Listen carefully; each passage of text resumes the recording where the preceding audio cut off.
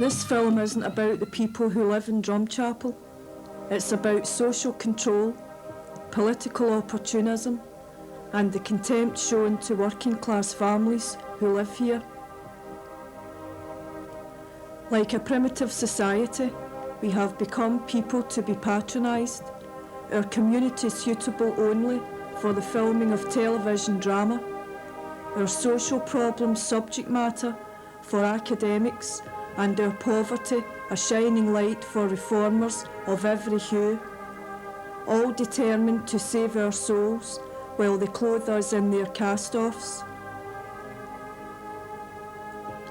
We are society's underachievers, unemployable and socially deprived.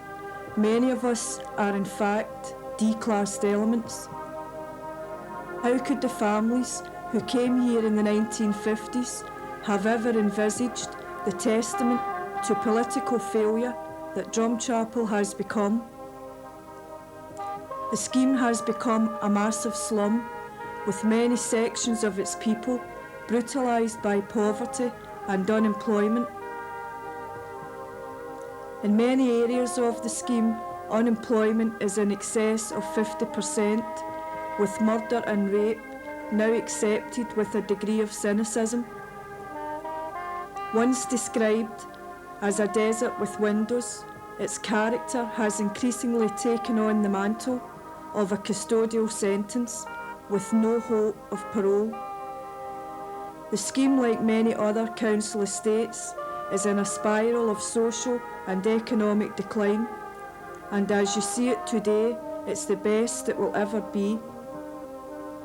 With no shortage of groups in the community, their number is taken as an indicator of the community's stability and strength, when in fact the community is bereft of any real unity or representation. Many community groups flourish, be it briefly, under the wing of the social work department, housing or education, all of whom require a price to be paid. Successive years of keep it non-political and the non-existence of any political leadership has resulted in a scheme whose political impotence is matched only by its apathy. The only growth industries are dope and money lending, both of which for many have become the alternative economy. For those in work, life's goal is a house elsewhere. For those without work, it's Gyro Day.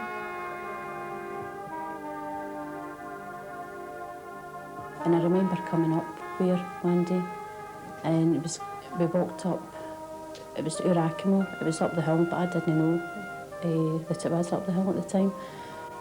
And I was just really punch drunk, I think, the place, and I couldn't believe how anybody could live here. And I says, Aggie, how could you stay in this place? How can you live here?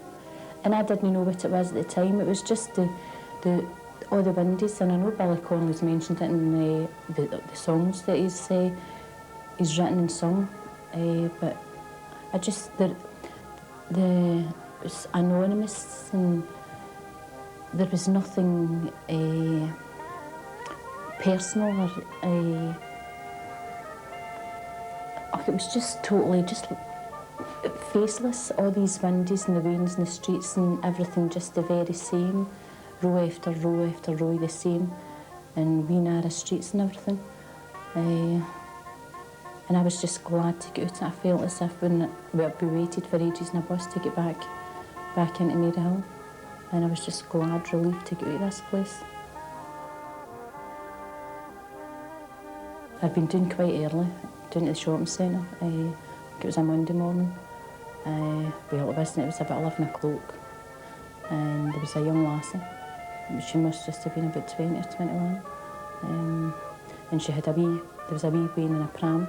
And I think she'd either come out the Freesby or was passing through that way, and she stopped the pram. And she had another wee boy with her, maybe about 4. And the wee boy was greeting or something, and she just stopped in the middle of the shopping centre, and she was come here, you fucking bastard, come here. You know, just that, the whole, just the whole thing about it that really sums up the, I know deprivation's a word and it's bandied about, and poverty and the hopelessness, but I thought she must have been queuing in that post office since early morning with the two wains and the wain in the pram and the wee boy at 4. And this is it, and this is the life.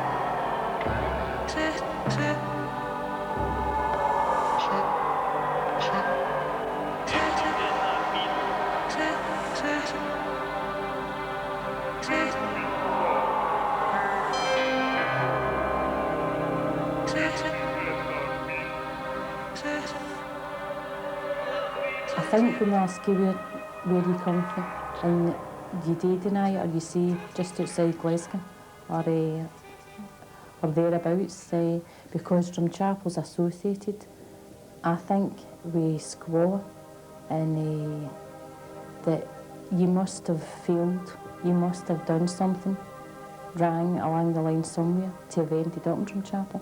That there's nobody would have. Nobody would stay there through choice.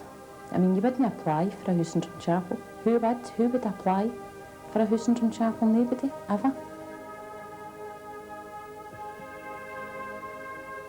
The old slums we left behind, the tenements of Partick and Maryhill, have either been demolished to make way for private builders or refurbished, now housing the ranks of the upwardly mobile, teachers, community workers and the young professional, while the painted gables and the sandblasted facades of the old tenements indicate hope for the future. The smoke-blackened shell is our testament to the commitment and professionalism of the local housing management department.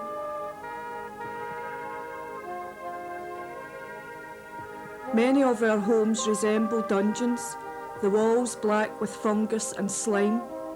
Row upon row of multicoloured fencing only serves to reinforce our existing social and economic incarceration. Our children live and grow in an environment which reflects a prison mentality.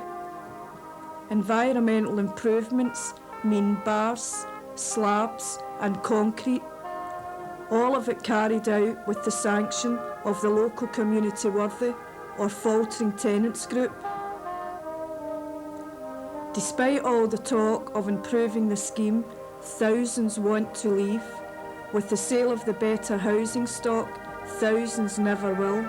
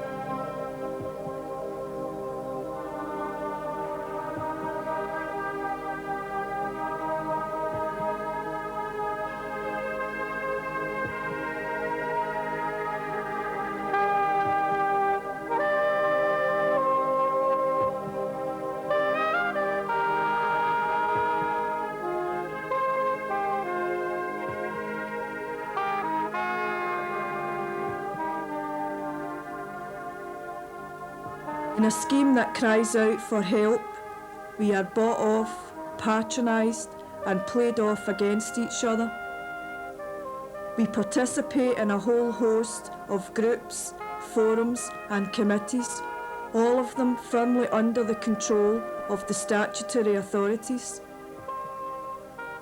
Our main means of expression, instead of being sought after and used as a voice of the community, is simply one more giveaway news sheet containing copy that reflects both its independence and the impotence of its editorial content. In our desperation to find work, we give respectability to the myriad of YTS, MSc and CEP schemes that masquerade as legitimate employment. We condemn our young people to a future as garden scavengers, while we proudly hoist up the flag of self-help, entrepreneurism and community business, quote, the relief of poverty by the alleviation of unemployment. Ideas that are resplendent only in their Victorian morality. We sow seeds of hope where none exist. Even our unemployed, who have been robbed of everything, have only limited authority in the day-to-day running of their own centre. In a society of extremes, it's become a bastion of moderation. Instead of challenging our pauperisation, we play pool, push weights and search for jobs that aren't there. We have all but abandoned political struggle and in doing so have opened the gates to the sectarian.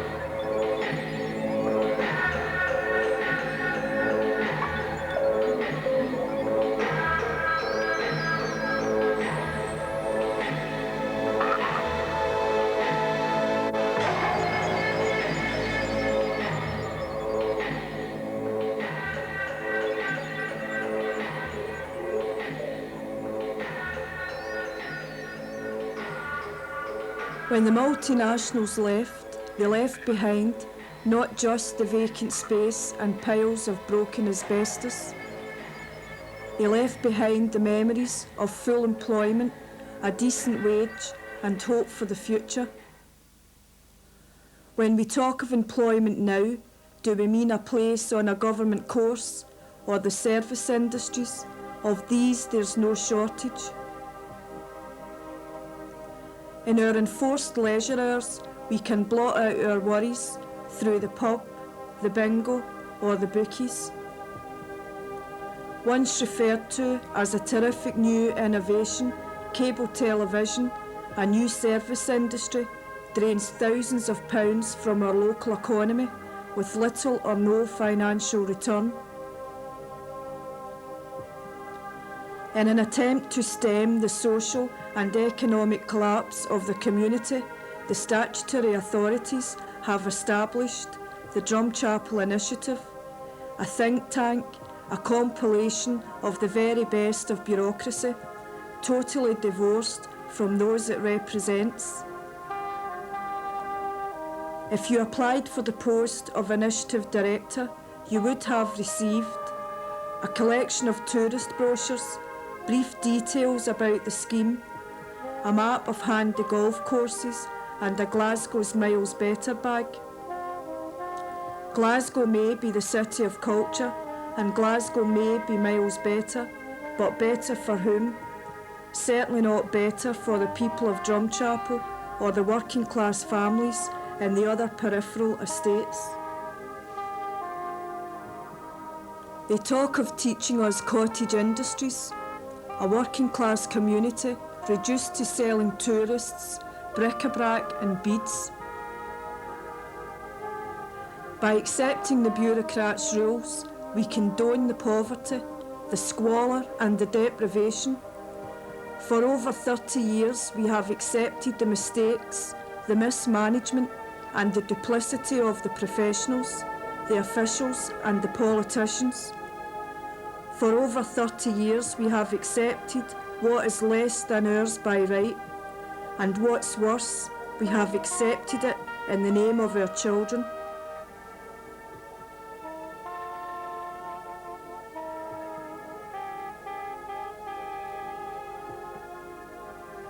Our elected organisations, tenants groups and community councils are all but dead, those who manage them wrapped up in the patronage that for years has emasculated any real struggle.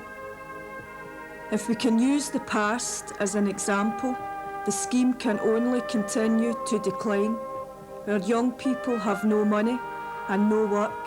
For many, the slogan, "No dope, no hope," is becoming a reality.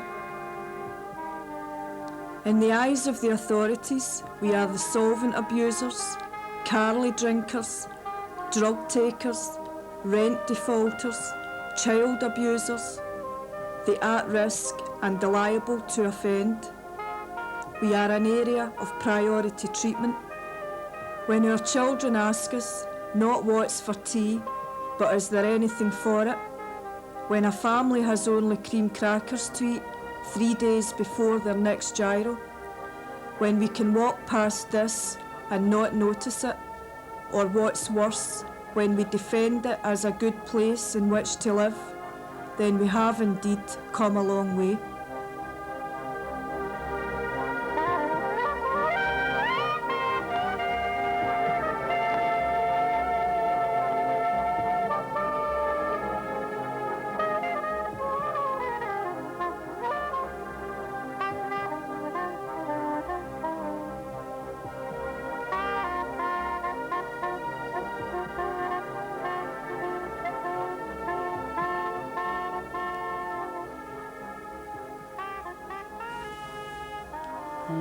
And I got married at 16 to get out it, although I didn't know what it was then. And now, just a Monday night, and I'm sitting here with a wee quarter bottle, and I'm 29, and my lasses are big, and there's fuck all. Do you know what I mean? And where's the hope and the dreams? And what you thought was for you, that you're a bit different from everybody else, and you're not.